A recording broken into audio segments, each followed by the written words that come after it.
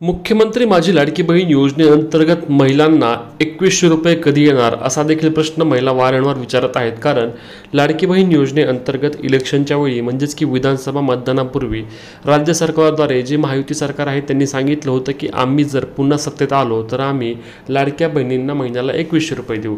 त्यानंतर अनेक महिलांची अपेक्षा होती की जानेवारी महिन्याचा अथवा डिसेंबर महिन्याचा हप्ता 2100 रुपयाप्रमाणे महिलांच्या बँक खात्यावर जमा होईल, परंतु त्यावेळी असे झाले नाही। त्यानंतर सांगण्यात आले की लाडक्या बहिणींना 2100 रुपये महिना जे मिळणार आहेत ते 2100 रुपये कदाचित जो आपला अर्थसंकल्प असतो तो अर्थसंकल्पीय अधिवेशन झाल्यानंतर महिलांना 2100 रुपये मिळतील, म्हणजेच की एप्रिल महिन्याचा हप्ता 2100 रुपयाप्रमाणे महिलांना मिळेल अशी सर्वांची आशा होती। परंतु यावेळी आपण पाहिलं की अर्थसंकल्पीय अधिवेशनामध्ये सांगण्यात आले की 2100 रुपयाचा निर्णय आम्ही लगेच घेऊ शकत नाही, कारण 2100 रुपयासाठी सरकारकडे तेवढे पैसे नाहीत असे आपल्या राज्याचे अर्थमंत्री अजितदादा पवार यांच्याद्वारे वारंवार सांगण्यात आले। परंतु आता वैद्यकीय शिक्षण मंत्री जे आपले हसन मुश्रीफ आहेत त्यांच्याकडून देखील याबद्दल एक अत्यंत महत्त्वाची माहिती आली आहे। त्यानुसार त्यांनी सांगितलं की 2100 रुपये आपल्याला बहिणींना द्यावे लागतील, तरच येणाऱ्या महापालिका निवडणुका असतील अथवा येणाऱ्या जिल्हा परिषद असतील, स्थानिक स्वराज्य संस्थेच्या निवडणुका असतील, या निवडणुकांमध्ये बहिणी आपल्याला मतदान देतील। आता हसन मुश्रीफ हे नक्की काय म्हणले आणि त्यावर इतरांचे काय प्रतिक्रिया आहे, कधीपासून 2100 रुपये महिना येणार याबद्दलची माहिती या व्हिडिओमध्ये सविस्तर दिली आहे। त्यामुळे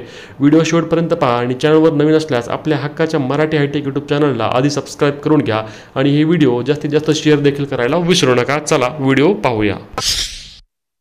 मी तुम्हाला या युती सरकारचा एक मंत्री म्हणून ही योजना अजिबात बंद होणार नाही।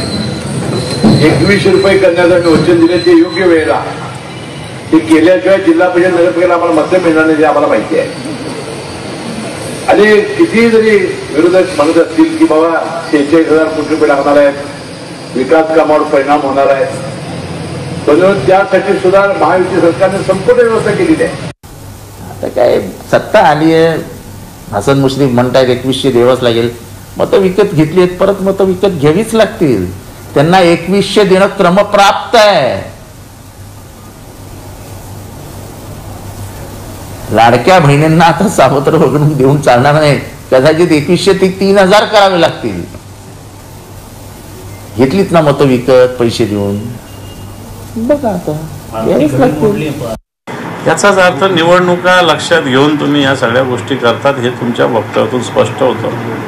निवडणुका आला की तुम्हाला लाडकी बहीण आठवती, निवडणुका आल्या की तुम्हाला लाडका भाऊ आठवतो। निवडणुका संपल्या की या लाडक्या बहिणीशी काही घेणं देणं नाही, ती जगली का मेली, पाणी तिला मिळालं का नाही मिळालं, तिचं कायदा सुव्यवस्थेचं तिला संरक्षण मिळालं नाही मिळालं, ही परिस्थिती मला असं वाटतं या मंत्री महोदयांच्या वक्तव्यातून दिसते।